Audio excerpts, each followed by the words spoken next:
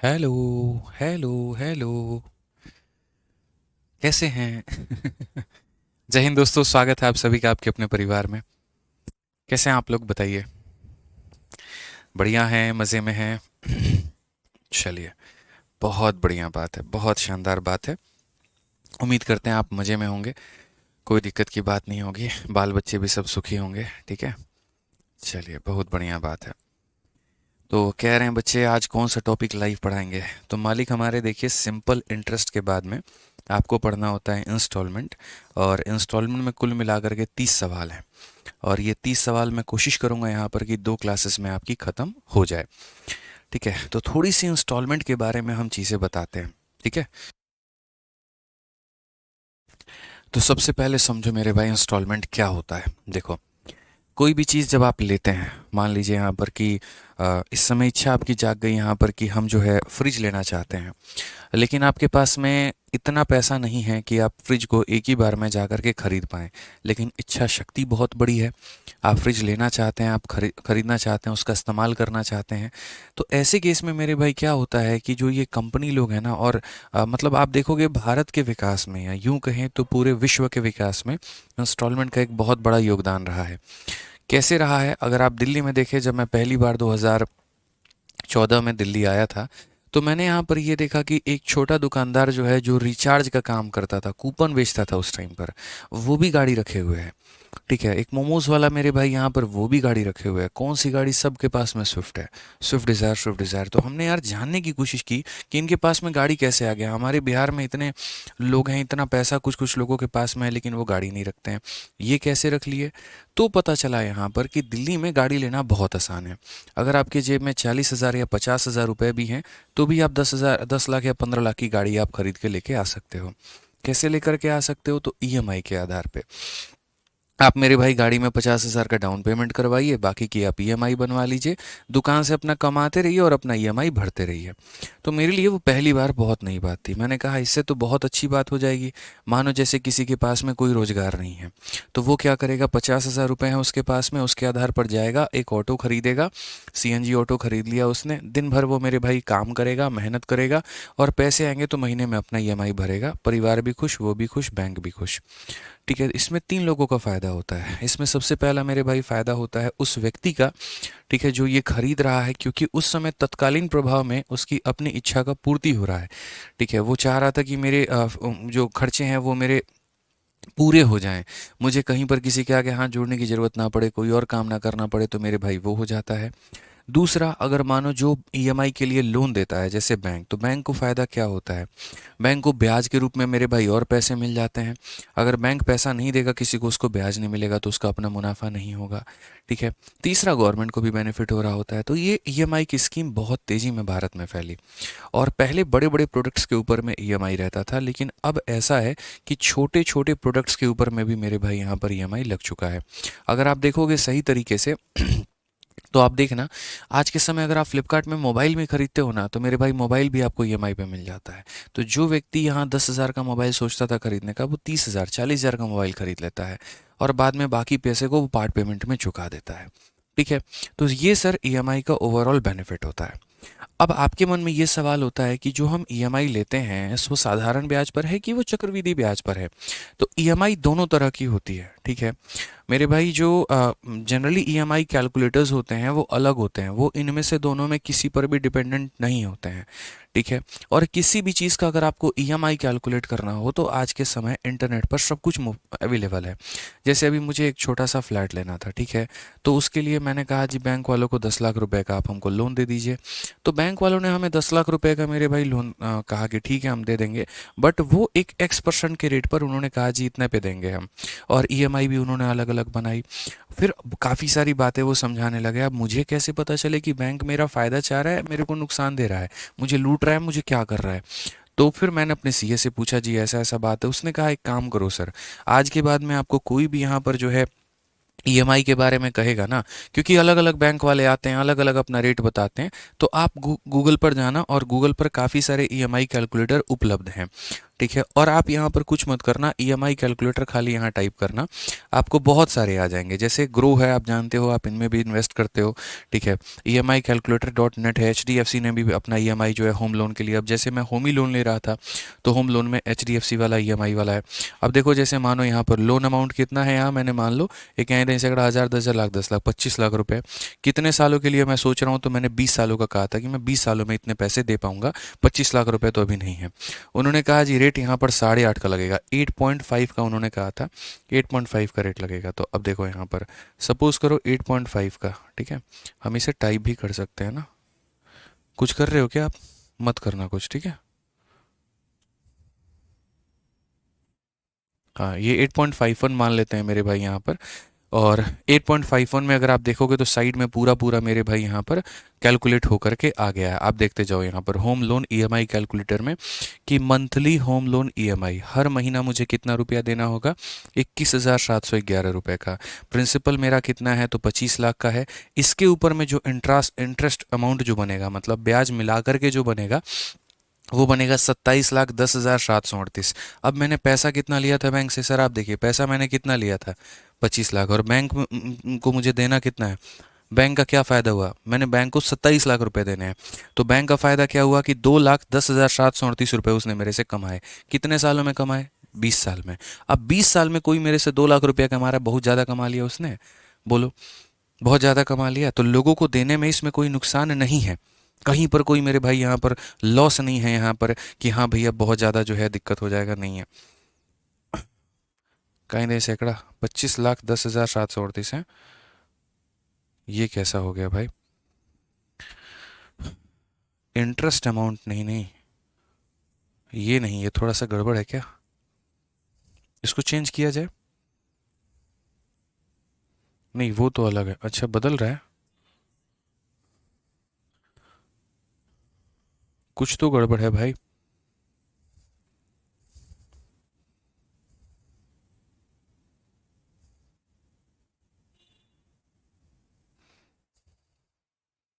मैं ना इनका छोड़ करके मैं आपको दूसरा समझाता हूँ, ठीक है। ईएमआई कैलकुलेटर का ही समझाता हूँ मैं, ये थोड़ा ज़्यादा सही रहेगा यहाँ पे। आइए चलिए होम लोन का मेरे भाई हम लोग देखते हैं। ज़रूरी है आपको समझाना, क्योंकि गणित है मेरे भाई यहाँ पर, और यही तो आपको आगे चल के पढ़ना, आपके ट्रेनिंग में भी यही बातें सिखाई जाएंगी। जब आप जीएसटी के ट्रेनिंग में जाओगे, बाकी चीज़ों में जाओगे, तो आपको वहाँ भी वही बताया जाएगा। जैसे मान लीजिए मैं मेरे भाई 1 लाख रुपये पर कैलकुलेट करता हूँ, ठीक है। एक, 1, 2, 3, 4, 5, आज हमने 1 लाख रुपए के ऊपर में मेरे भाई कैलकुलेट किया, 9% के रेट से मेरे भाई कैलकुलेट किया। 9% को भी हम लोग एक काम करते हैं, हम लोग 10% मेरे भाई बना देते हैं। और मैंने यहाँ पर ईयर में, मतलब सालों में, मैंने कहा जी इस पैसे को हम यहाँ पर जो है वो 4 सालों के अंदर में चुका देंगे। 1 लाख रुपए 10% के रेट से 4 सालों में। अब देखो यहाँ पर इस तरीके से मेरे भाई पूरा का पूरा बना है हमारा होम लोन पे, ठीक है। हालांकि देखो होम लोन में जितना ज़्यादा पैसा लेते हो उतना ज़्यादा फ़ायदा होता है। तो अगर हम मेरे भाई यहाँ पर देखें तो इसमें फ़ायदा क्या, देखो ये ईएमआई कैलकुलेटर ज़्यादा बेहतर है, और ये ज़्यादा चीज़ें मेरे भाई यहाँ पर बता रहा है। तो इसमें अगर आप देखोगे तो आपको जो पैसा आपने उधार लिया है वो कितना लिया है, 1 लाख रुपए। उसके ब्याह पर जो पैसा आपको देना है मेरे भाई अंत तक वो जा करके, ठीक है। तो इसका इंटरेस्ट ही यार 1,31,000 बन गया क्या? हाँ वही तो है ना। हाँ, ये अलग कहानी है भाई, इसीलिए देखो मैं आपको समझा दे रहा हूँ। इस केस में यहाँ पर क्या, अब आपकी ईएमआई बन रही है 965 रुपये, 1,000 रुपये की ईएमआई बना ले। और 1,000 रुपये का मेरे भाई अगर आप ईएमआई देखोगे, लगभग आपको 4 साल में कितने होते हैं, 48 महीने होते हैं। तो ये तो बहुत ज़्यादा हो जाएगा यार, है मतलब यहाँ पर बैंक से फ़ायदा नहीं है बिल्कुल भी लेने का, ठीक है।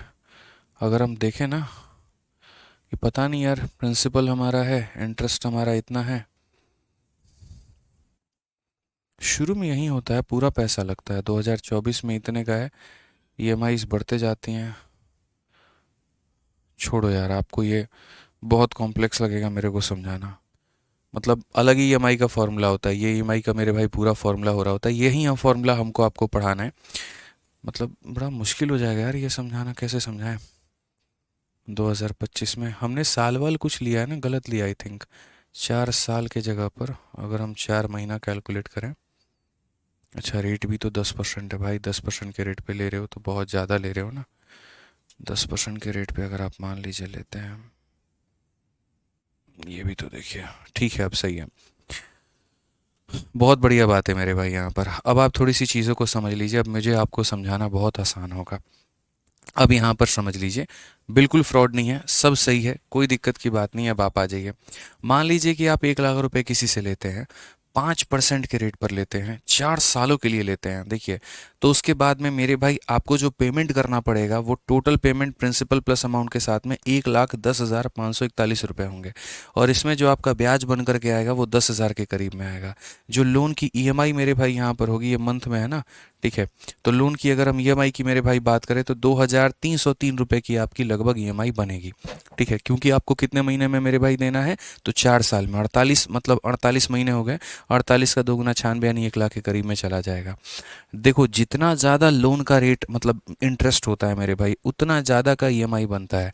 तो अभी आप लोगों ने देखा, जो हमारी गड़बड़ आ रही थी कहानी, वो ये थी 10% का हमने रेट ले लिया था। तो आज के बाद में जीवन में तुम्हें बैंक लोन लेना है, तुम्हें होम लोन लेना है, तुम्हें कार लोन लेना है, बिजनेस लोन लेना है, जो भी लेना है, यहाँ पर पैसा डालो, यहाँ इंटरेस्ट डालो, यहाँ टेन्योर डालो, तुम्हें पता चल जाएगा कि मेरा उसके ऊपर में कितने का ब्याज बन रहा है और मुझे ईएमआई कितने देने की है। इसके नीचे वाला जो टेबल है वो हम तुम्हें और समझा देते हैं, छोटा सा टेबल है, वो ज़्यादा नहीं है। यही ईएमआई का मेरे भाई मेन फार्मूला भी होता है, लेकिन मैं आपको बिना फार्मूला का इस्तेमाल किए बहुत ही सरल भाषा में ईएमआई कैसे निकालते हैं वो भी बता दूंगा। बहुत सारे टीचर्स ऐसे हैं जो इस फॉर्मूले से मेरे भाई पढ़ा रहे होते हैं, किताब कही है जो फॉर्मूले से मेरे भाई बताते हैं, बट मैं आपको फॉर्मूला नहीं पढ़ाऊंगा। मैं आपको बिना फॉर्मूला के मेरे भाई बहुत ही सरल भाषा में ईएमआई निकालना सिखा दूंगा। साथ में यहाँ पर ये पूरा पूरा टेन्योर भी दिया जाता है कि आपका ओपनिंग कब होगा, क्लोजिंग कब होगा, तो ये आपको इसकी ज़रूरत नहीं पड़ेगी, आप उसके लिए छोड़ दो, ठीक है। अब आ जाते हैं हम अपने टॉपिक पे। तो सर, जो ये हम ईएमआई लेते हैं सर, उसी के बारे में थोड़ा सा चीज़ें हमको पढ़ना है, बेहतर वे में पढ़ना है, लेकिन बिना फॉर्मूले के हमें पढ़ना है, ठीक है। अब आ जाओ, इसमें क्या होता है, जैसे मानो राम नाम का कोई एक व्यक्ति है, और राम नाम के व्यक्ति ने क्या किया, बैंक से 100 रुपये लिए, ठीक है। और यहाँ पर कितने परसेंट पर लिया उसने, 10% के रेट पर लिया है, ठीक है। तो 10% के रेट पे लिया हुआ है, तो अगर मानो वो 3 सालों के लिए पैसा लेता है, तो 10 × 3 30% हो जाएगा, 30% हो जाएगा, तो इसका 30% मेरे भाई कितना होता है, 30 रुपया होता है। तो वो दे देगा मेरे भाई 130 रुपये बैंक को। कितना उसे देना पड़ेगा बैंक को, 130 रुपये। जैसे मैं आपसे 100 रुपये लेकर के आता हूँ, 10% के रेट पर लेकर के आता हूँ, 3 सालों के लिए लेकर के आता हूँ, तो 30% का ब्याज बना। 100 रुपये का 30% 30 रुपया होता है, तो यानी मुझे 3 सालों के बाद में इतना देना होगा, ठीक है। तो जैसे मैं आज ही गया, मैंने किसी दुकान से कोई सामान खरीदा, और जी 10% का ब्याज लग रहा है, तो 3 सालों के बाद में जब मैं पेमेंट करूंगा तो 130 रुपये करूंगा। लेकिन मैंने उन भाई साहब से बात की, मैंने कहा यार एक काम करो, थोड़ा मेरा भी फ़ायदा हो जाएगा, थोड़ा तुम्हारा भी फ़ायदा हो जाएगा, क्यों मेरे से 3 सालों के बाद में पेमेंट लोगे, तुम मेरे से पार्ट पार्ट पेमेंट करके लेते जाओ, थोड़ी पेमेंट अभी ले लो, थोड़ी पेमेंट उसके बाद ले लेना, थोड़ी पेमेंट ले लेना, ठीक है। तो जब मैं उसको पार्ट्स में पेमेंट करूंगा तो क्या तब भी मुझे 130 देना होगा, तो नहीं। तब मुझे जो पैसा मेरे भाई टोटल देना होगा ना, मैं सारे के सारे इंस्टॉलमेंट को जब मैं जोड़ूंगा तो वो 100 से ज़्यादा होगा और 130 से कम होगा। सम ऑफ ऑल इंस्टॉलमेंट जो होता है, सारे इंस्टॉलमेंट्स का जो सम होता है ना, वो प्रिंसिपल के बराबर होता है और ना वो अमाउंट के बराबर होता है। सर बंद करो उसे, ठीक है। दोनों में किसी के बराबर में नहीं होता है, क्योंकि अगर सारे इंस्टॉलमेंट को जोड़ने पर 130 आ जाए तो मेरा क्या फ़ायदा हुआ, फिर मैं पैसे बीच में क्यों दूं। फिर तो ऐसे मैं करूंगा, आज से जो है 20 साल पहले अगर मैंने किसी से पैसा लिया तो मैं हर महीने पागल था जो मैं पैसे दे रहा था, मैं 20 सालों तक उस पैसे को डबल बनाता, इन्वेस्ट करता, सब चीज़ करता और 20 साल के बाद पैसा देता। तो इसीलिए एक ऐसा स्कीम निकाला जाता है कि सारे मतलब इंस्टॉलमेंट को जोड़ने पर ये जो आपके इंस्टॉलमेंट होते हैं, ये इंस्टॉलमेंट को ऐसा सेट किया जाता है कि एकदम उतना भी ना रहे जो आपने लिया है। अब 100 रुपये की फ्रिज है, सारे इंस्टॉलमेंट जोड़ दो 100 रुपये ही आ जाए, तो इसमें दुकानदार का क्या फ़ायदा, ठीक है। और सारे इंस्टॉलमेंट जोड़ दो अमाउंट के बराबर आ जाए, तो इसमें मेरा क्या फ़ायदा। तो इसीलिए सारे इंस्टॉलमेंट जब जोड़े जाते हैं, सम ऑफ ऑल इंस्टॉलमेंट जो होता है, ठीक है, मैं यहाँ पर लिख भी देता हूँ, सम ऑफ ऑल इंस्टॉलमेंट्स जो होते हैं मेरे भाई यहाँ पर, ये हमेशा इस लाइन को याद रखना, ठीक है। ये सम ऑफ ऑल इंस्टॉलमेंट जो होगा मेरे भाई, ये प्रिंसिपल से बड़ा होगा। जो पैसा मूलधन जो होगा ना मेरे भाई यहाँ पर, उससे बड़ा होगा, लेकिन जो अमाउंट है, मिश्रधन है मेरे भाई यहाँ पर, उससे क्या होगा, तो छोटा होगा।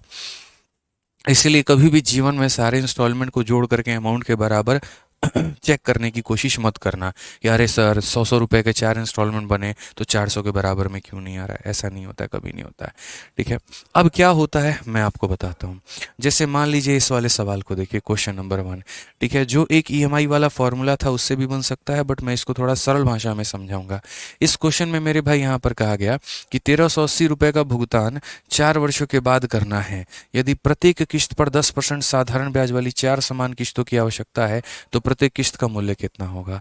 1380 has to be paid after 4 year. 4 सालों के बाद में, आज नहीं देना है, 4 सालों के बाद में अगर मुझे ये देना पड़ जाए, 4 इंस्टॉलमेंट में देना पड़ जाए और 10% का मेरे भाई ब्याज लगे तो क्या होगा। हर एक इंस्टॉलमेंट कितने की निकलेगी मैं समझाता हूँ। मान लीजिए पहली इंस्टॉलमेंट मैंने 100 रुपये की दी होगी, दूसरी इंस्टॉलमेंट मैंने 100 रुपये की दी होगी, तीसरी इंस्टॉलमेंट मैंने 100 रुपये की दी होगी और चौथी इंस्टॉलमेंट मैंने कितने की दी होगी मेरे भाई, 100 रुपये की दी होगी। चौथी इंस्टॉलमेंट मैंने कितने की दी होगी, 100 रुपये की। ठीक है, अब इंस्टॉलमेंट मैंने दिया, तो जो इंस्टॉलमेंट मैंने अभी दिया है, फर्स्ट ईयर में दिया है, अगर मैं इसे अभी ना दे करके एकदम लास्ट ईयर में मैं दे रहा होता मेरे भाई, ठीक है, मैं पूरा पहले बेसिक से समझा देता हूँ और बाद में मैं आपको ट्रिक भी बता दूंगा। तो अगर मानो मैं यहाँ पर ये कह रहा हूँ कि जैसे लोग क्या करते हैं, हर महीने के शुरुआत में या हर महीने के अंत में जो है, यूँ कह लीजिए ईएमआई दे देते हैं। अगर इस इंसान ने, जैसे मानो मेरा ईएमआई था, मैं सपोज करो कि मोबाइल खरीद के लेके आया था और मुझे है ना 4 सालों का ईएमआई मेरा बना था। पहले साल का भी ईएमआई, दूसरे का भी, तीसरे का भी, चौथे का भी। मेरा पहला ईएमआई आया, मैंने उसको स्किप कर दिया। ठीक है, मैंने कहा जी हम ईएमआई नहीं दे पाएंगे, पैसे नहीं है मेरे पास में। मेरा दूसरा ईएमआई आया, मैंने उसको भी स्किप कर दिया, हम नहीं दे पाएंगे। मेरा तीसरा ईएमआई आया, हमने उसको भी स्किप कर दिया, हम नहीं दे पाएंगे। और चौथा ईएमआई आया, हम उसको भी स्किप कर दिए, नहीं दे पाएंगे। तो जब अंत में हम पैसा देंगे, जब अंत में हम पैसा देंगे तो ऐसे समझ करके चलो कि मेरे ऊपर में जो ब्याज लगेगा वो पूरे पैसे पर 4 सालों का ब्याज लगा दिया जाएगा। जैसे आज से 20 साल पहले अगर मैंने किसी से पैसा लिया होता और हर साल के अंत में मुझे पैसा देना था, लेकिन उस इंसान को मैंने एक फूटी कौड़ी तक नहीं दी, आज हम दोनों व्यक्ति हिसाब पर बैठे हैं, तो मेरे से ये कहेगा कि मैं तुमसे 10 लाख रुपए जो तुमने लिए थे उस पर 20 सालों का ब्याज लगा करके तुम्हारा इतना ब्याज बना, ये तुम्हारा पैसा, ये तुम्हारा ब्याज, चलो ला करके मुझे लौटाओ। यानी अगर आप ईएमआई को स्किप कर देते हैं, अगर आप उसी टाइम पर उसको नहीं देते हैं, तो सारे ईएमआई को जोड़ने पर अमाउंट के बराबर में आ जाता है। तो अगर हम यहाँ देखें, जितने रुपए आपको देने हैं आपका उसके बराबर में आ जाता है। तो अगर हम यहाँ देखें तो यदि 100 रुपये आज ना दे करके एकदम अंत में दिया होता मैंने, तो मेरे ऊपर में ब्याज कितना लगता मेरे भाई, यहाँ पर आप बताओ। ठीक है, तो बोलते सर अगर हम आज ना देते तो 10% के हिसाब से, अगर हम सर अंतिम साल में देते, इसके बाद में कितने टर्म है, 1, 2 और 3, तो यहाँ पर लिख दीजिए मेरे भाई 3 साल। या ये कह लीजिए कि जो चीज़ हम पहले साल के अंत में दे रहे हैं, अगर हम उसको चौथे साल के अंत में देते हैं, यानी 3 सालों के बाद में देते हैं, उस पर 3 साल का ब्याज लगता है। सेम तरीके से जो पैसा अगर हम आज दे रहे हैं, अगर उसे आज ना दे करके एकदम अंतिम साल में देते हैं, तो उस पर 2 सालों का ब्याज लगता। जो पैसा हम मेरे भाई तीसरे साल के अंत में दे रहे हैं, अगर हम उसे स्किप करके एकदम अंतिम ईयर पे देते हैं, तो उस पर मेरे भाई 1 साल का ब्याज लगता। और खैर इसे अंत में हम दे रहे हैं तो इसमें तो कोई प्रॉब्लम है ही नहीं। मतलब मैं आपको ये सिखा रहा हूँ कि अगर इस पैसे को आपने स्किप कर दिया होता और आप उसको एकदम एंड में देते तो उस पर 3 साल का ब्याज लगता। जो ईएमआई आपको दूसरे साल में देना था, अगर आप उसको स्किप करके एकदम चौथे साल में देते हो, मतलब सारी की सारी ईएमआई अगर तुम चौथे साल में दोगे तो क्या होगा, तो चौथे साल में दोगे तो इस पर 3 साल का ब्याज लगेगा, इस पर 2 साल का ब्याज लगेगा, इस पर 1 साल का ब्याज लगेगा। इस पर हो जाएगा 30%, यानी इसका कितना, 30 रुपया। इस पर 20% यानी कितना मेरे भाई, 20 रुपया। इस पर 10% यानी कितना, 10 रुपया। सो बेसिकली मेरे भाई यहाँ पर क्या होगा, तो बेसिकली यहाँ पर 100 रुपये था, 30 का ब्याज यानी 130 देना होगा। 100 रुपये था, 20 का ब्याज यानी 120 देना होगा। 100 रुपये था, 10 का ब्याज यानी 110 देना होगा। तो टोटल अगर हम इसे जोड़ेंगे तो यहाँ 100, 200, 300, 400 हो गया मेरे भाई। 30, 20, 50, 10, 60, 460 रुपये मुझे देने होंगे। तो यही बात कहा जाता है कि अगर तुम पैसे को आज ना दे करके अगर तुम 4 सालों के बाद में दोगे, if this has to be paid after 4 year, अगर इस पैसे को 4 सालों के बाद में दिया जाए तो 1380 देना पड़ेगा। यानी यहाँ पर सीधी सी बात मैं कहूँ तो अगर मैं पैसे को एकदम लास्ट में देता हूँ तो 460 यूनिट बनता है और ये बराबर होता है कितने के, 1380 के। ठीक है, तो यहाँ से से क्या होगा, 1 यूनिट का मान कितना हो जाएगा, 3 रुपये। और अगर 1 यूनिट का मान 3 रुपये हो जाएगा तो हर एक ईएमआई हमसे कहा गया है, तो मेरे भाई यहाँ पर ईच ईएमआई जो होगी मेरे भाई यहाँ पर वो कितने की होगी, 100 यूनिट की। हर एक ईएमआई 100 यूनिट की है, तो हर एक ईएमआई 100 यूनिट की, 1 यूनिट का मान 3 रुपये, तो ये हो जाएगा मेरा कितना, 300 रुपये। तो ये सिर्फ और सिर्फ मेरे भाई यहाँ पर समझाने का मेरा उद्देश्य था कि ये मेरे भाई यहाँ पर क्या है। तो ऐसे अब आप यहाँ पर बोलोगे, फिर से आपके मन में आएगा सर 300 की ईएमआई है, 4 ईएमआई जोड़ने पर 1380 के बराबर आना चाहिए। नहीं, एक ईएमआई 300 की है, 4 ईएमआई 1200 की होगी। और मैंने आपको यहाँ पर क्या कहा था, सारे ईएमआई को जोड़ दो तो 1200 आ रहा है। और 1200 जो होगा वो उस अमाउंट से हमेशा क्या होगा, छोटा होगा। यानी अगर आप पैसे को आज ना दे करके 4 सालों के बाद में देते तो आपको 1380 देना था। क्योंकि आप बीच बीच में आप पेमेंट करते गए, इसीलिए आपको सिर्फ 1200 देना पड़ा। तो प्रिंसिपल हमने क्या होगा, प्रिंसिपल क्या होगा, हो सकता है आपने 1000 रुपये लिए हो, या हो सकता है आपने 1100 लिया हो, या हो सकता है 900 लिया हो, उसको भी कैलकुलेट किया जा सकता है। तो जो ईएमआई के सम होते हैं वो ना प्रिंसिपल के बराबर होता है ना अमाउंट के बराबर होता है। अब ये था मेरे भाई बात समझाने का, लेकिन आपको इतना ड्रामा पेपर में करने की ज़रूरत नहीं है। हम आपको 1 सेकंड का अप्रोच बताते हैं कि आपको 1 सेकंड में क्या करना है। आपको कुछ नहीं करना है मेरे भाई पेपर में, आप समझिए सीधा सीधा ये सारी चीज़ों को हटाइए। अब मैं जो सिखाता हूँ यहाँ पर वो देखिए कि क्या करना है आपको। आपको मेरे भाई सिंपल सिंपल एक काम करना है। पहली ईएमआई आपकी बनेगी मेरे भाई 100, ठीक है। कितनी बनेगी मेरे भाई, 100 बनेगी। रेट आपका कितना है, 10% है। रेट आपका कितना है, 10। तो आप 100 में 10 जोड़ दो तो मेरे भाई हो जाएगा 110। फिर आप इसमें 10 और जोड़ दो तो हो जाएगा 120। फिर इसमें आप 10 और जोड़ दो तो हो जाएगा 130। और आपको ये कब तक जोड़ना है मेरे भाई, आपको उतनी बार जोड़ना है जितने साल दिए गए हैं। अगर आपको 4 साल दिया गया है तो आपको 4 पद लिखने हैं। अगर 5 साल दिया गया है तो 5 पद लिखना है। मैं इतना मेरे भाई आसान बना दूंगा आपके लिए इंटरेस्ट इंस्टॉलमेंट को कि आपने कल्पना भी नहीं की होगी। तो अगर आप सबको जोड़ो मेरे भाई यहाँ पर 1 2 3 4, ये मेरे भाई हो जाएगा यहाँ 460। कितना हो जाएगा, 460, ठीक है। तो अगर हम यहाँ पर मेरे भाई देखें तो हम यहाँ पर क्या कहेंगे, तो हम यहाँ बोलेंगे जो 1380 है मेरे भाई यहाँ पर, ये कितने का मान है, तो ये 460 का मान है। और हमें कितने का मान निकालना है, तो हमें मेरे भाई यहाँ पर 100 का मान निकालना है। सिंपल सी बात है, ठीक है। मैं फिर से रिपीट कर दूंगा, मुझे कोई आपत्ति नहीं है, कोई दिक्कत नहीं है मेरे भाई। यहाँ पर 100 मानना है, जितना रेट होगा उतना उतना जोड़ते जाना है, और तब तक जोड़ना है मेरे भाई जब तक आपके वर्ष पूरे ना हो जाए। जैसे 4 है तो 4 बार जोड़ो, 5 है तो 5 बार जोड़ो, इस तरीके से करके जो दिया गया है वो पूरा का पूरा 460 का मान है, 100 से गुना करिए 300 आ जाएगा, ठीक है। आ जाइए, चलिए नेक्स्ट क्वेश्चन आप पढ़िए, 2 नंबर सवाल पढ़िए। क्या कहा गया क्वेश्चन में, कहा गया what annual instalment will discharge a डेब्ट ऑफ इतना ड्यू इन 4 ईयर एट 6% पर एनम, ठीक है। अब आप बताओ मुझे, पहले कितना मानोगे, 100। फिर 100 में मेरे भाई 6 जोड़ दोगे, 106। फिर इसमें 6 जोड़ दोगे, 112। फिर इसमें 6 जोड़ दोगे, 118। अब सबको जोड़ो तो ये तुम्हारा हो गया 4। 18 और 12 मेरे भाई 30, 30 और 6 मेरे भाई 36, 436। तो ओवरऑल अगर हम बात करें तो ये जो 26,160 है, ये मिश्रधन है जो तुम्हें देना है, मतलब ये 436 का मान है। और हमें कितने का मान निकालना था, हमें ईएमआई का मान, मतलब यहाँ पर 100 का मान निकालना था। तो इस तरीके से हमारा ईएमआई निकल जाता। अगर आप इसका देखोगे तो इसका मेरे भाई ये 6 गुना हो जाएगा, 6 0 और 2 0, यानी 6 के साथ 3 0। ऑप्शन नंबर सी जो होगा क्या होगा, करेक्ट आंसर, ठीक है। समझ में आ गया बात यहाँ पर, कोई दिक्कत की बात है, कोई परेशानी की बात है, बताइए। चलिए आ जाइए यहाँ पर, इस वाले क्वेश्चन का आंसर दे दीजिए, ठीक है। चलिए इस वाले क्वेश्चन का आंसर दे दीजिए मेरे भाई, बहुत ज़रूरी है। आप इस वाले क्वेश्चन का आंसर दीजिए फटाफट यहाँ पे। 4 नंबर दीजिए, 3 नंबर का आंसर मत दीजिए, आप 4 नंबर का आंसर दीजिए। देखते हैं मेरे भाई यहाँ पर क्या आएगा।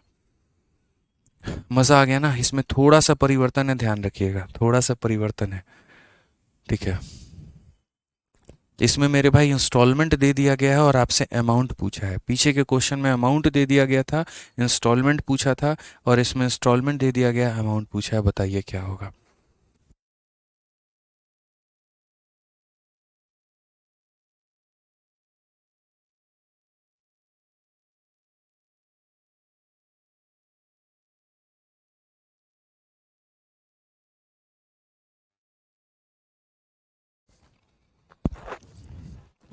बताइए।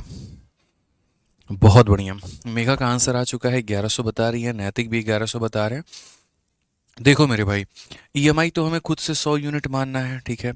मानो 100 रुपये का मेरे भाई इंस्टॉलमेंट होगा, 5% का रेट है, तो 5 जोड़ दिया तो 105, 5 जोड़ दिया 110, 5 जोड़ दिया 115, 5 जोड़ दिया 120। सबको जोड़ करके देखो मेरे भाई, 1 2 3 4 5, ये हो जाएगा 20 35 15 15 और मेरे भाई 5 40, 540 हो जाएगा। ये मेरा अमाउंट है और ये किसकी वैल्यू है, तो अमाउंट की, ठीक है। इंस्टॉलमेंट देखो क्वेश्चन में कहा गया कि यहाँ पर 5 इक्वल इंस्टॉलमेंट ऑफ 200। अगर आप यह ज्ञात करें कि ऋण की वह राशि ज्ञात करो जो प्रत्येक 200 रुपये की 5 बराबर किश्तों में चुकाई जानी है। किश्तों का मान दिया है, ऋण की राशि पूछा है। तो जो मेरे भाई यहाँ पर ये 200 रुपये हैं, ये किश्त का मान है। किश्त का मतलब ईएमआई का मान है। ईएमआई का मतलब किसका मान है, 100 का मान है।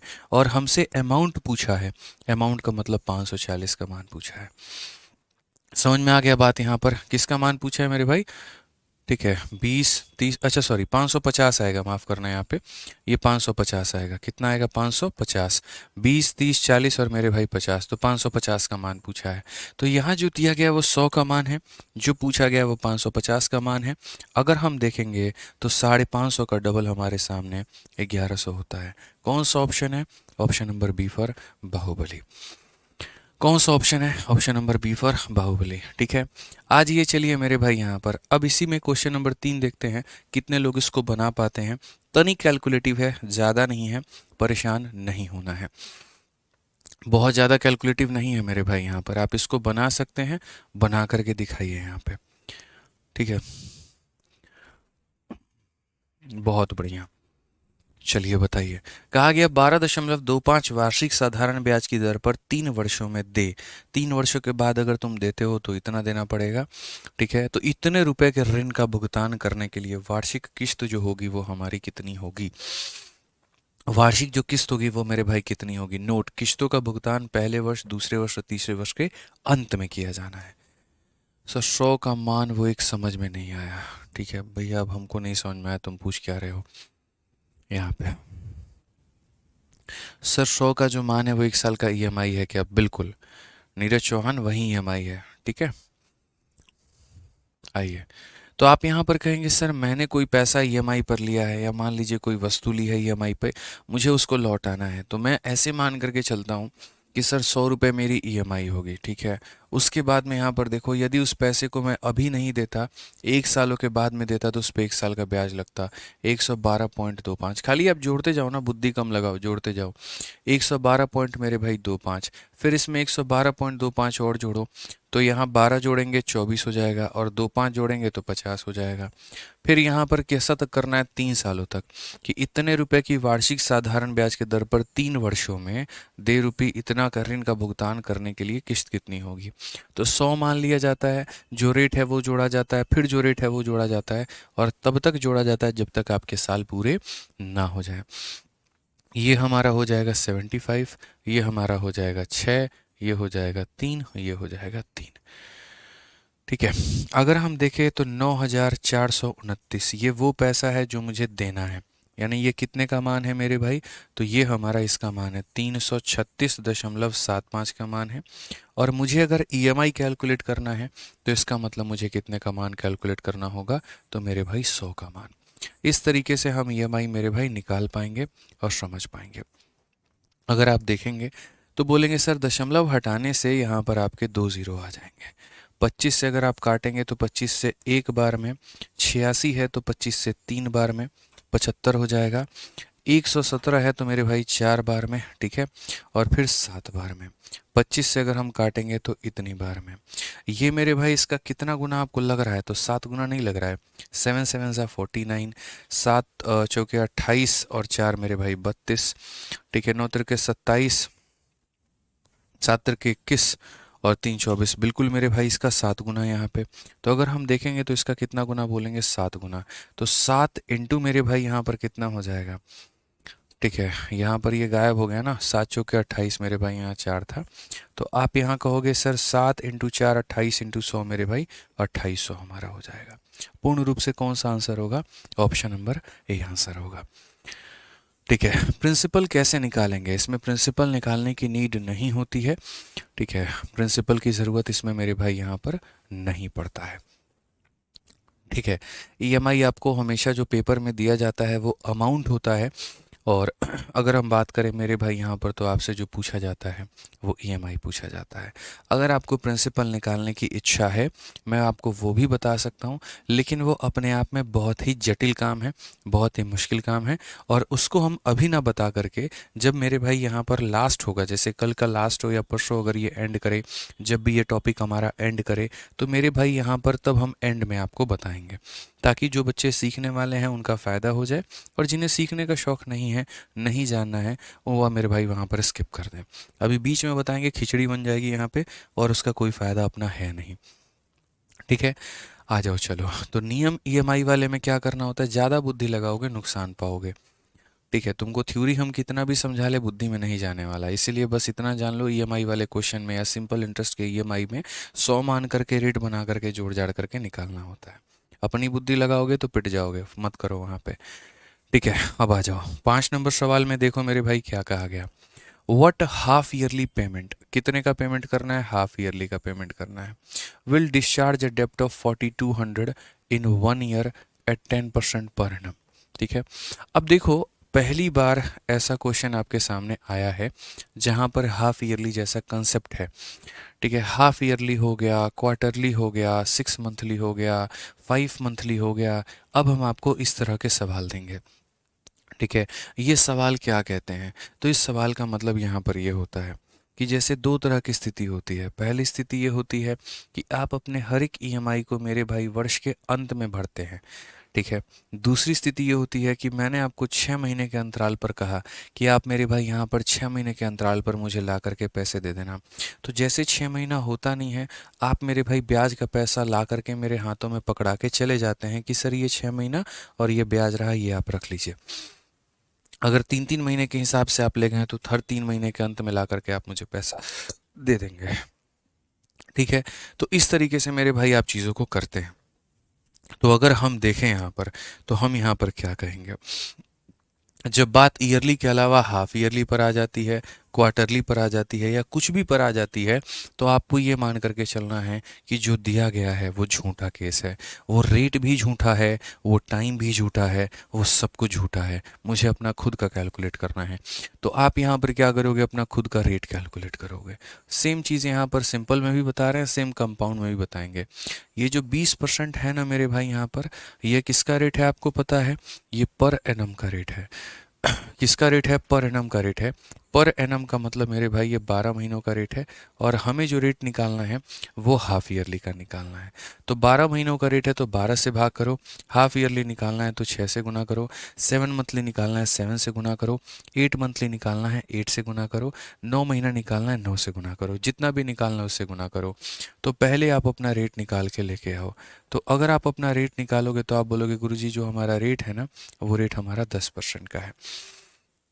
जो हमारा रेट है मेरे भाई यहाँ पर वो कितने का है? तो रेट हमारा 10% का है। ऐसे भी कह सकते हैं पूरे साल का रेट 20%, तो आधे साल का रेट 10%। ठीक है, अब उसके बाद में आपकी ईएमआई कितनी बनेगी? अब देखो, मानो आपने जो पैसा लिया है वो पैसा लिया है 1 ईयर के लिए। एक साल में कितना महीना होता है? 12 महीना। और मैं आपके दरवाजे पे मेरे भाई यहाँ पर हर 6-6 महीने पर आ रहा हूँ। हर 6-6 महीने पर आकर के मैं आपको पैसा दे के जा रहा हूँ। यानी मैं आपको कितनी बार पैसा दूंगा? तो मैं आपको 2 बार दूंगा। अगर मान लीजिए मेरे भाई यहाँ पर, या 2 ईएमआई मेरी बनेगी, आप ऐसे मान करके चलो, कितनी ईएमआई मेरे भाई बनेगी?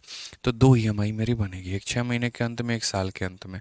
अगर मान लीजिए कि हमने आपको 2 साल के लिए पैसा लिया होता है, यानी 24 महीने के लिए, और हर 6-6 महीने पर मुझे देना होता, तो मेरी 4 ईएमआई बनती।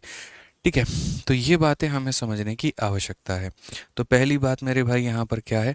तो पहली बात आपको अपना रेट निकालना पड़ता है, जो कि आपने यहाँ देख लिया, तो रेट निकालिए।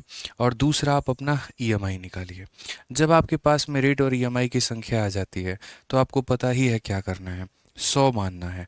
100 में जो आपका रेट आएगा उसको जोड़ना है, जैसे कि 10 और आगे जोड़ सकते हैं, इसमें 10 और जोड़ देंगे, 10 और जोड़ देंगे, 10 और जोड़ देंगे, और ये तब तक जोड़ते रहेंगे जब तक आपकी ईएमआई कंप्लीट ना हो जाए। चूंकि दो ईएमआई है तो ये पहली, और ऐसे मान करके चलो ये हो गया। ठीक है, अगर हम देखें तो ये हमारा 220 हो जाएगा। अब क्वेश्चन में देखते हैं किसका मान दिया है। तो क्वेश्चन में जो डेप्ट है, जो कर्जा है, उसका मान दिया है, यानी 4200 रुपये अमाउंट है, अमाउंट का मान दिया है। और यहाँ पर ये कितने का मान है, तो ये 220 का मान है। हमसे कितने का पूछा है मेरे भाई यहाँ पर, तो हमसे ईएमआई का मान पूछा है। ईएमआई का मतलब कितने का मान है, तो 100 का मान है।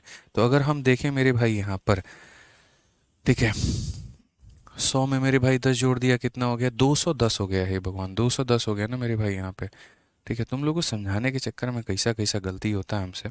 ये मेरे भाई कितने का मान है, 210 का मान है। अब 210 का मान है तो अगर हम इसे काटते हैं तो मेरे भाई हमारी प्रत्येक ईएमआई कितने की है, तो प्रत्येक ईएमआई हमारी 2000 की है।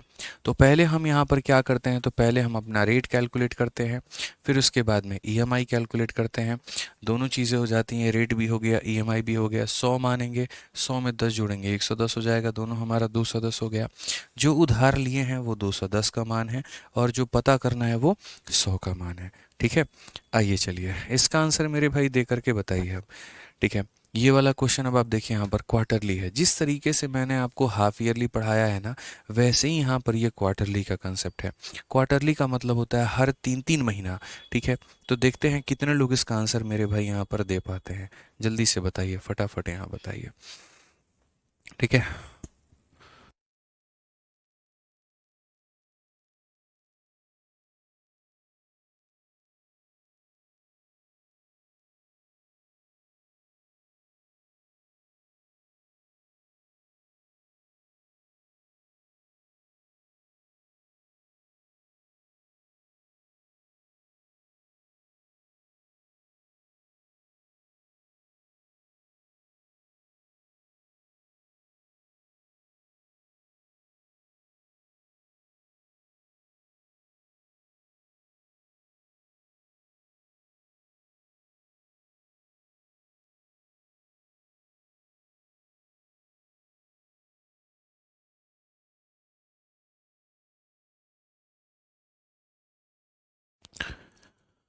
बना मेरे भाई यहाँ पर। चलिए, बहुत बढ़िया सर, ये क्वेश्चन ग्रुप डी में आया है, बहुत बढ़िया बात है।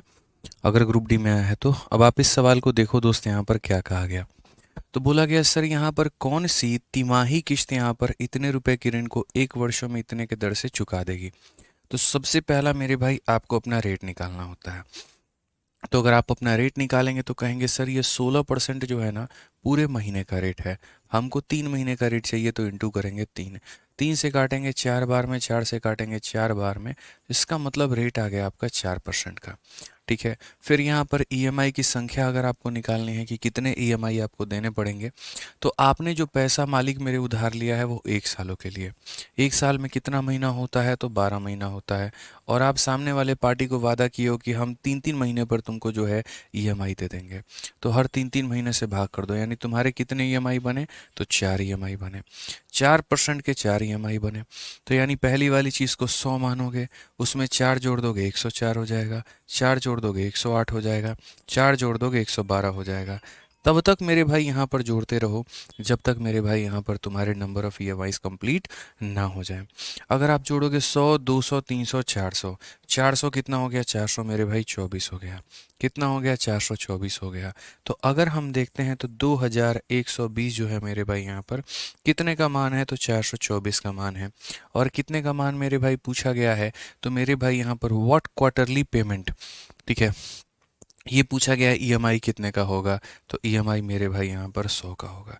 ईएमआई हमारा कितने का होगा, 100 का होगा। इससे अगर आप काटते हैं तो 5 बार में, और 5 से मेरे भाई यहाँ पर 100 गुना जो हो जाएगा वो 500 हो जाएगा। कौन सा ऑप्शन है, डी फॉर देवसेना। कौन सा ऑप्शन है मेरे भाई यहाँ पर, डी फॉर देवसेना। क्लियर है ये बात, कोई दिक्कत की बात है। चलिए, बहुत बढ़िया है मेरे भाई यहाँ पर।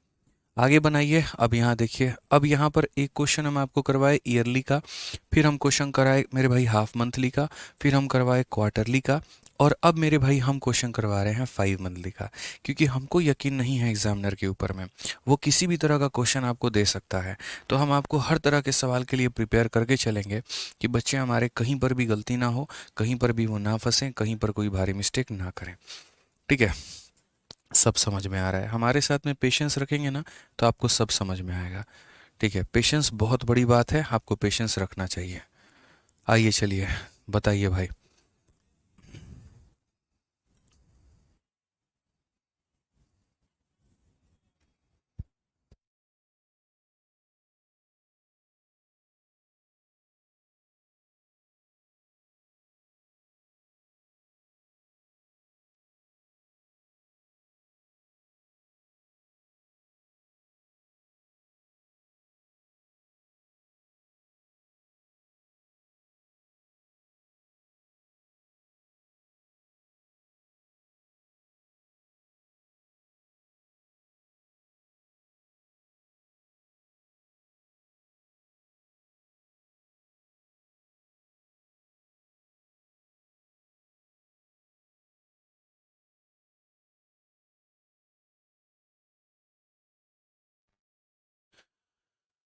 बताओ भाई, कितना आंसर आया तुम लोगों का? बोलो। बहुत बढ़िया, सारे के सारे ऑप्शन नंबर ही बता रहे हो। पहली बात मेरे भाई, यहाँ पर जो तुम पेमेंट दे रहे हो वो कैसा दे रहे हो? 5 मंथली का पेमेंट दे रहे हो। कितने का मेरे भाई डेप्ट दे रहे हो? इतने का दे रहे हो। कितने मेरे भाई टाइम के लिए? इतने टाइम के लिए। यहाँ पर रेट कितना है? तो 12% है। हमने जी कहा एक बात यहाँ पर कि जो आपको समझने की आवश्यकता है, और वो यहाँ पर क्या है, तो सबसे पहला अपना रेट निकालो और दूसरा ईएमआई निकालो। तो अगर यहाँ रेट निकालने जाओगे बाबू, तो रेट में बताना जरा कितना परसेंट का रेट है? 12% का। और ये हमारा पर एनम है, पर एनम का मतलब 12 महीने का। और आपको जो लगाना है मेरे भाई वो 5 मंथली का लगाना है। तो इंटू हम कर देंगे मेरे भाई 5, यहाँ पर 5% हो जाएगा। उसके बाद में नंबर ऑफ़ ईएमआई की बात करते हैं। ईएमआई हमारा कितना होगा? तो देखो यहाँ पर ये टाइम देखो, 4 एकम 4 एक 5, तो 5/4 साल है। ठीक है, इतना मेरे भाई ईयर है। ईयर को महीने में बदलने के लिए क्या करना होता है? तुम ईमानदारी से बताओ। तो बोलोगे 12 से गुना करना होता है। तो अगर ये हमारा ईयर है, हम इसको जब 12 से गुना करेंगे तो मेरे भाई यहाँ पर कितना महीना हो जाएगा? 15 महीना हो जाएगा। कितना महीना हो जाएगा? 15 महीना। तो अगर हम देखेंगे तो सर 15 महीना मेरे भाई है हमारे पास में, और हमें यहाँ पर 5-5 महीने का पेमेंट करना है। तो यहाँ पर हम कितने ईएमआई देंगे? तो मेरे भाई यहाँ पर हम 3 ईएमआई देंगे। कितने ईएमआई देंगे? तो हम 3 ईएमआई देंगे। कितने ईएमआई देंगे? हम तो 3 ईएमआई देंगे। ठीक है, अब आ जाओ, चलो यहाँ पर खेल खेलते हैं। पहले रखते हैं 100, फिर उसमें 5 जोड़ दो 105, फिर इसमें 5 जोड़ दो 110। 3 ईएमआई होने थे, हो गए। ज़रा सबको जोड़ना कितना हो जाएगा? 315। ठीक है, क्वेश्चन में देखो तो मेरे भाई यहाँ पर जो दिया गया है ये वाला संख्या मेरे भाई, ये क्या है? तो ये हमारा पूरा सम ऑफ ऑल ईएमआई है, मतलब 315 का मान है। और हमसे जो पूछा गया है मेरे भाई, वो हमसे एक ईएमआई, मतलब यहाँ 100 का मान। ठीक है, सम ऑफ ऑल ईएमआई नहीं है ये, असल में ये अमाउंट है, और ये अमाउंट के बराबर है। तो अगर हम देखें तो मेरे भाई 30000, ये हमारा मेरे भाई कहानी बनेगा, और बनेगा तो ऑप्शन नंबर ए आ जाएगा। ठीक है, ये वो पैसा है कि अगर तुमने ईएमआई सारे के सारे टाइम पर नहीं दिया होता, अगर सारे पैसे तुमने एकदम एंड में दिया होता, अंत में दिया होता, तो तुम्हें इतना रुपया देना पड़ता। तो तुम्हें इतना देना पड़ता, चूंकि तुमने पैसा अभी दे दिया तो तुम्हें कम ही लगेगा। ठीक है, एक बच्चा कहता है सर आपने 12 महीना ही क्यों लिया? इसके कारण देखो, ये 12% पर एनम है। पर का मतलब प्रति 12 महीना। 12 महीना का रेट 12%। 12 महीना का रेट मेरे भाई यहाँ पर 12% है। ठीक है, आ जाओ चलो यहाँ पर नेक्स्ट क्वेश्चन मेरे भाई। यहाँ देखो, अगला सवाल आपके सामने यहाँ पर क्या कहा है? प्रश्न संख्या 8 आपके। हाँ, दीपक भाई तब से बेचारे परेशान हैं कि ये क्लास रिकॉर्डेड चल रही है। बिल्कुल दीपक भैया, रिकॉर्डेड चल रही है, और हम जो है पास्ट में जा करके आपका नाम ले लिए। सोचिए कितनी बड़ी कला है मेरे अंदर, दिव्य शक्ति है मेरे अंदर में।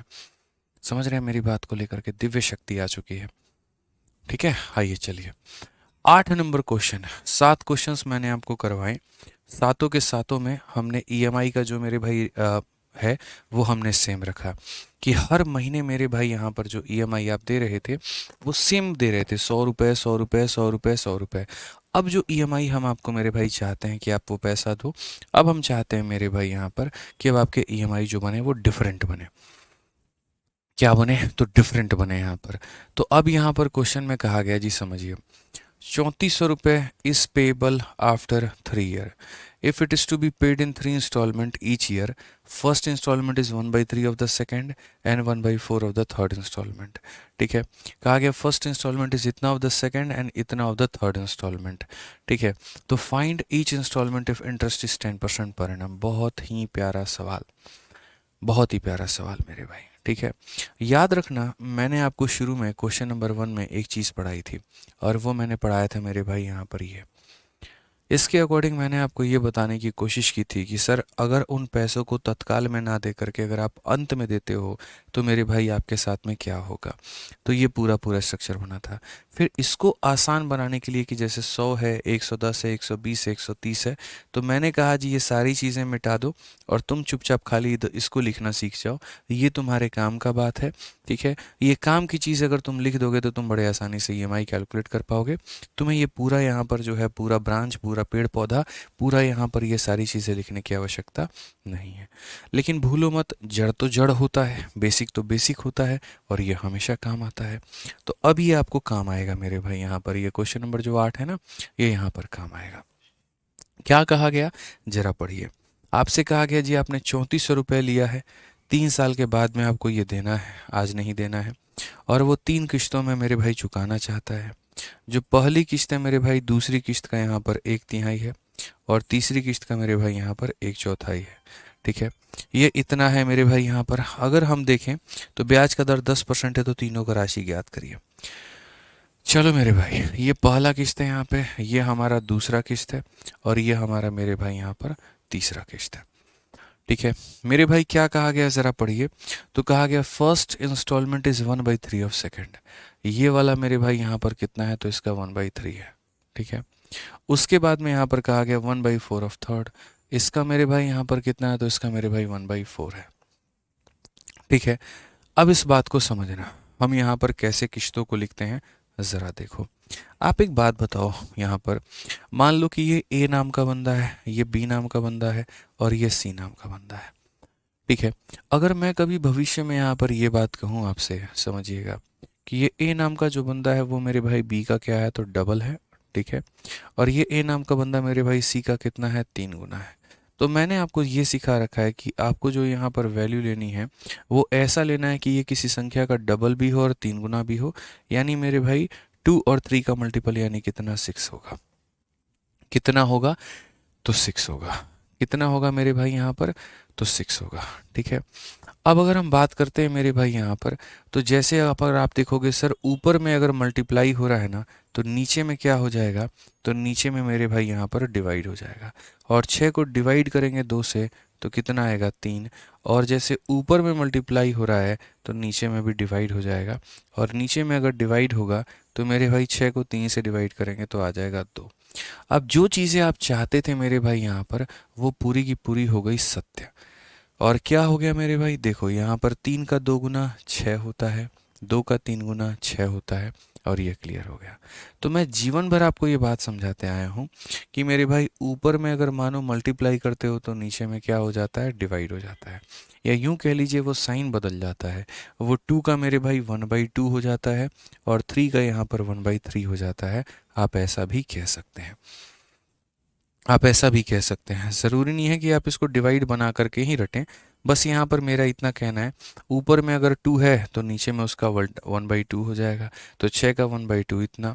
ऊपर में 3 है तो नीचे में उसका 1/3 हो जाएगा। ठीक है, तो अगर मैं सेम बात आपसे रिवर्स वे में पूछूं, तो यहाँ पर भी अगर मान लीजिए 3 लोग हैं। ठीक है, मैंने आपसे कहा जी इसका यहाँ पर ये कितना है, तो 1/4 है, और यहाँ पर इसका मेरे भाई कितना है, तो 1/5 है। ठीक है, तो आपको यहाँ पर क्या करना है, तो आपको मेरे भाई यहाँ पर 5 और 4 का मल्टीपल 20 मान लेना है।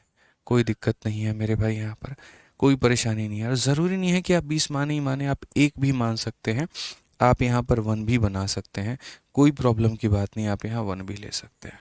ठीक है, अब चूंकि ऊपर में यहाँ पर 1/4 हुआ है, तो यहाँ पर जाते जाते क्या होगा, 1/4 का उल्टा मेरे भाई 4 हो जाएगा। ऊपर में 1/5 हुआ है, तो यहाँ जाते जाते कितना हो जाएगा, 1/5 का उल्टा 5 हो जाएगा। 1 × 4 4 हो जाएगा, 1 × 5 5 हो जाएगा, और 145 हमारा क्या होगा, तो आंसर होगा 145 हमारा क्या होगा, तो आंसर होगा। तो वैसे ही मेरे भाई अगर हम यहाँ देखें तो यहाँ पर ये मेरे भाई क्या है, तो देखो इसको 1 मानो, ऊपर में 1/3 है, तो नीचे में जाओगे तो क्या हो जाएगा, × 3 हो जाएगा, यानी ये मेरे भाई हो गया 300। ठीक है, समझ रहे हैं बात को। ये ऊपर में 1/4 है मेरे भाई यहाँ पर, तो इसका × 4 हो जाएगा, और × 4 का मतलब इतना हो जाएगा। ठीक है, अब अगर हम बात करते हैं मेरे भाई यहाँ पर चीज़ों को समझिए। चूंकि हम ऑलरेडी ईएमआई के ऊपर में बात कर रहे हैं, तो 1 रुपया, 3 रुपया, 4 रुपया मानने से बेहतर है 100 रुपये, 300 रुपये और मेरे भाई 400 रुपये माना जाए। तो अभी तो सिर्फ और सिर्फ हम आपको बेसिक बात समझाएं, और बेसिक बात हम आपको मेरे भाई यहाँ पर क्या समझाएं, ठीक है, और वो मेरे भाई ये समझाएं कि देखो यहाँ ईएमआई को लिखना कैसे है, कि सर 300 का 1/3 कर दीजिए 100 रुपये आता है, 400 का 1/4 कर दीजिए तो मेरे भाई 100 रुपये आता है। ठीक है, अब आ जाइए, तो ये बातें हो गई मेरे भाई पूरी यहाँ पर, कि पहली किस्त दूसरी किस्त का 1/3 है, तो ये पहली किस्त दूसरी किस्त का 1/3 है, और तीसरी किस्त का 1/4 है, तो ये मेरे भाई इसका 1/4 है। अब ये बातें हो गई पूरी।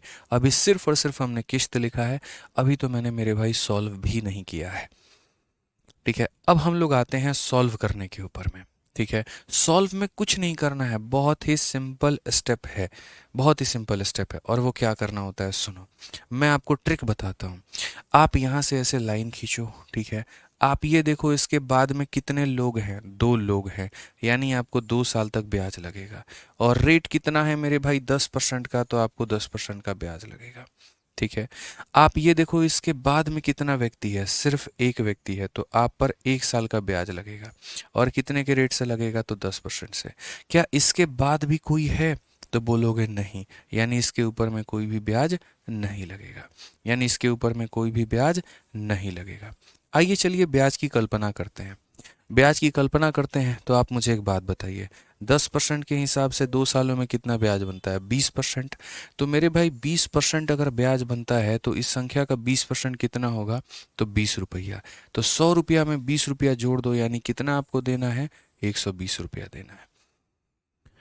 20%, 100 में 20% जोड़ दो, 120 हो जाएगा। ये है 10%, 300 का 10%।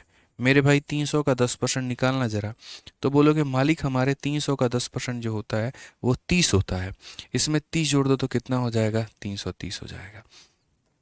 ठीक है, अब एक बार मेरे भाई जोड़ना, 4 3 7 7 1 8, 850, कितना हो जाएगा, 850 हो जाएगा।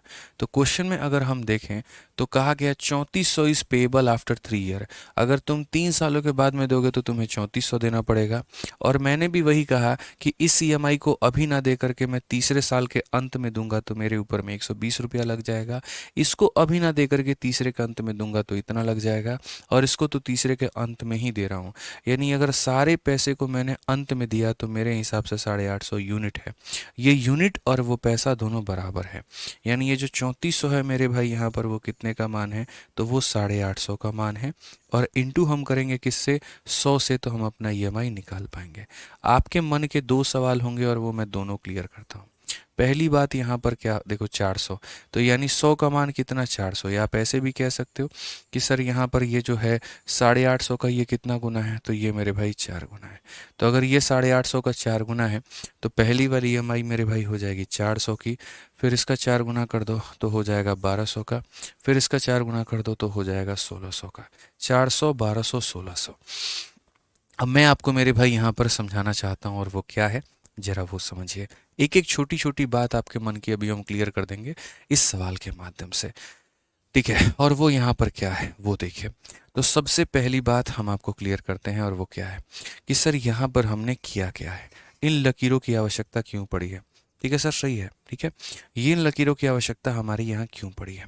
तो देखो ये जो पैसा होता है ना बच्चे, इसके साथ में हमेशा जो लाइन है, अब 5 मिनट भगवान के लिए अपना दिमाग मत लगाओ और मेरी बात को सुनो।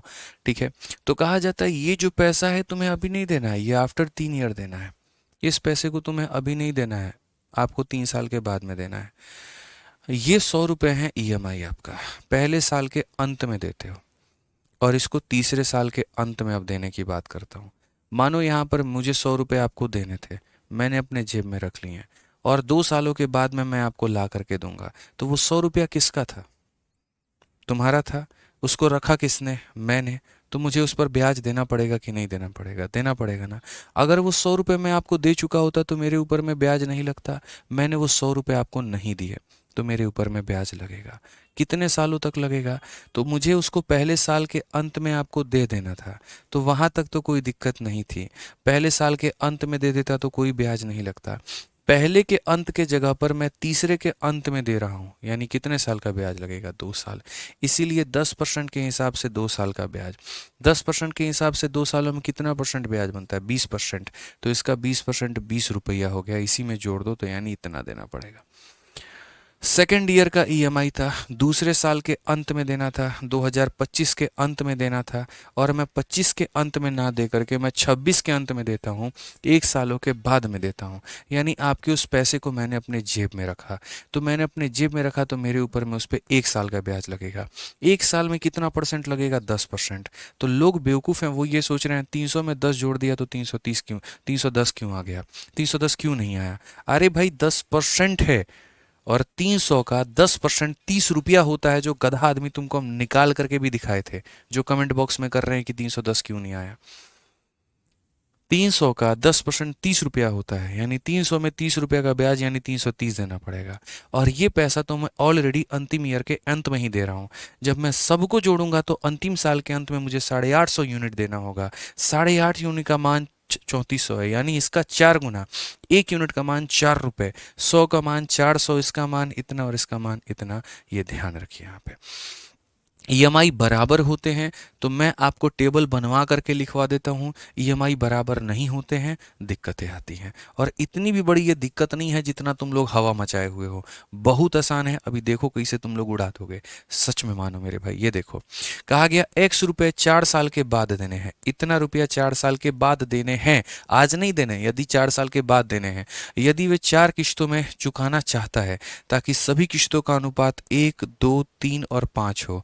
और x का मान बता, यदि पहली किस्त का मान 50 रुपये, एक का मान 50 रुपये, तो मेरे भाई बताओ, अगर एक का मान 50, दो का मान 100, तीन का मान 150, पाँच का मान 250, तो पहली वाली किस्त कितनी है मेरे भाई? 50 रुपये है। दूसरी वाली किस्त कितनी है मेरे भाई? 100 रुपये है। तीसरी वाली किस्त कितनी है? 150 रुपये है। चौथी वाली किस्त कितनी है? 250 रुपये है। ठीक है, तो यानी 1, 2, 3 और 5, इतने इतने इतने रुपए की किस्त है। इस किस्त को मैं अभी ना दे करके एकदम लास्ट में देना चाहूँ, तो लास्ट में देना चाहूँ तो बताना। इसके बाद में कितने टर्म है? 3, तो यानी इस पर 3 साल का ब्याज लगेगा। और कितने परसेंट के हिसाब से? तो मेरे भाई 10% के हिसाब से। ठीक है, इसके बाद में कितने लोग हैं? देखो यहाँ पर, इसके बाद में कितने लोग हैं? 2 लोग हैं, तो इस पर 2 साल का ब्याज लगेगा 10% के हिसाब से। इसके बाद में कितना टर्म है? 1, तो इस पर 1 साल का ब्याज लगेगा 10% के हिसाब से।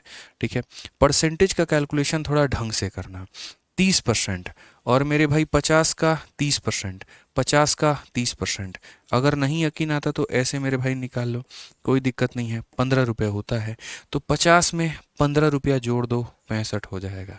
ठीक है, उसी तरीके से 100 का 20%, 20 रुपया होता है, 100 में 20 जोड़ दो तो मेरे भाई 120 हो जाएगा।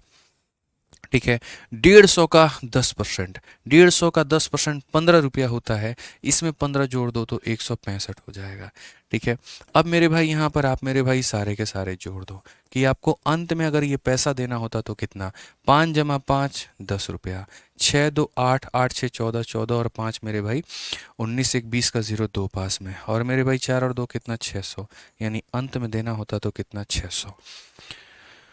अंत में देना होता तो कितना मेरे भाई? यहाँ पर 600। क्लियर हो गया ये बात यहाँ पे? तो कहाँ मुश्किल है? कुछ भी तो मुश्किल नहीं है भाई, सब तो बहुत आसान है, बहुत आसान है यहाँ पे। ठीक है, कुछ भी मुश्किल नहीं है। तो इसी तरीके से हम क्वेश्चन नंबर 10 से 11 आगे सारे सवालों को करेंगे। ठीक है, अगर ज़्यादा समझाना रहा कोई दिक्कत नहीं, 3 क्लास ले लूँगा मैं, और अगर चीज़ें जल्दी निपट गई 2 ही क्लास में ख़त्म हो जाएगा। ठीक है, परेशान मत हो यहाँ पे।